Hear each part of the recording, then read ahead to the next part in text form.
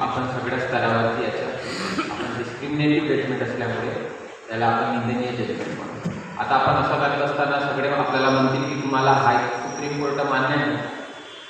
असा सगळ्यात मोठा प्रश्न आहे की इतका मोठा सुप्रीम कोर्ट आहे त्याच्यावर तुमचा विश्वास नाही. परंतु सुप्रीम कोर्ट भलेही जजमेंट दिलं असेल, आपण याच्या पूर्वी पण बघितलं आहे की कुठलेही जजमेंट मोठ्या व्यासपीठावरती जाऊन त्याचा पुनर्विचार होऊ शकतो. म्हणून जर कोण म्हणत असेल की आमचा तुमच्या सुप्रीम कोर्टवर विश्वास नाही तर हे होऊ शकत नाही. कारण अनेकदा अनेक निर्णय आहे सुप्रीम कोर्टाने फेरविचार करून बदलवलेले आहे. म्हणून सुप्रीम कोर्ट हा निर्णय दिला सर्वस्व नाही हे आपण सगळ्यांनी ते लक्षात घेण्यात आलं. सगळ्यात पहिलं आपण निंदनीय निर्णय झाल्यानंतर आपण हा कुठल्या प्रकारे आपल्यावर अन्यायकारक होऊ शकतो हे सगळ्यात इम्पॉर्टंट वस्तू आहे. कारण हा जो निर्णय आहे आपल्याला संविधान निर्णयाने आपल्याला आरक्षण देताना खूप विचार विनिमय केला होता. त्याच्यामध्ये विचार करताना आर्टिकल 14 आपल्याला दिला आहे, समानतेबद्दल बोलतो आहे.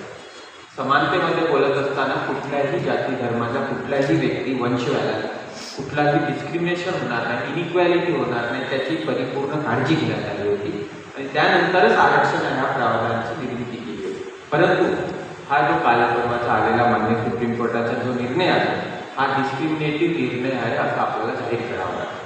कारण जसं अंग्रेज डिवाइड अँड रूल ही पॉलिसी त्यांची होती तशीच ही पॉलिसी डिवाइड अँड रूल ही पॉलिसी सामोर होऊ शकते.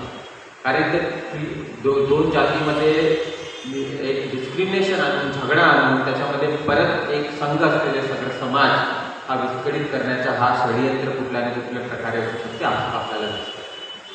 दुसरं मान्य सुप्रीम कोर्टाने सांगत असताना 3 मुख्य गोष्टी सांगितलेल्या आहेत.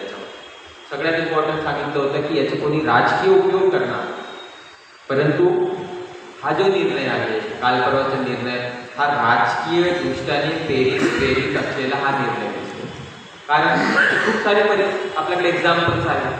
कारण 2023 आता जे सरकार आहे त्यांनी तेलंगणा राज्यामध्ये असंच एक निर्णय होता तिथे क्लिअर दिलं होतं की आमची सरकार आल्यानंतर आम्ही सब कॅटेगरायझेशनसाठी विचार करणार. असं क्लिअर कट स्टेटमेंट 2023 तेलंगणामध्ये सध्याच्या सरकारनं दिलं होतं आणि नुकतंच सरकार जाहीर झाल्यानंतर 3-6 महिन्यातच यांनी हा सुप्रीम कोर्टद्वारे आपण काय म्हणू शकतो सरकार नाही पण सुप्रीम कोर्टद्वारे सरकारने लोकांना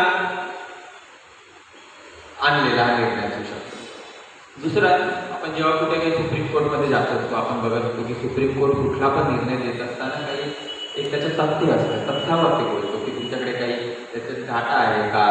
परंतु हा जो निर्णय आहे या निर्णयामध्ये सुप्रीम कोर्टने कुठल्याही प्रकारचा डेटा कलेक्ट केला नाही, कुठल्याही प्रकारच्या डेटावरती अवलंबून असलेला निर्णय हा दिला नाही. हा पूर्णत्व अझम्पशनवर असलेला आपला निर्णय दिसतो. आता आपण बघतोय शेड्यूल कास्ट आणि शेड्यूल ट्राईबला दिलेला हा आरक्षण संविधानाने 1950 पासून आपण लागू केलेला आहे. आता हा पूर्णपणे लागू झाला आहे का. शेड्यूल कास्टला 15 आणि शेड्यूल ट्राईबला 7.5 23 होतो आहे 22.5 हा परिपूर्ण लागू झाला आहे का. सगळ्यात महत्त्वपूर्ण निर्णय आहे की आता पण सध्या सरकारी जॉबमध्ये बॅकलॉग आहे.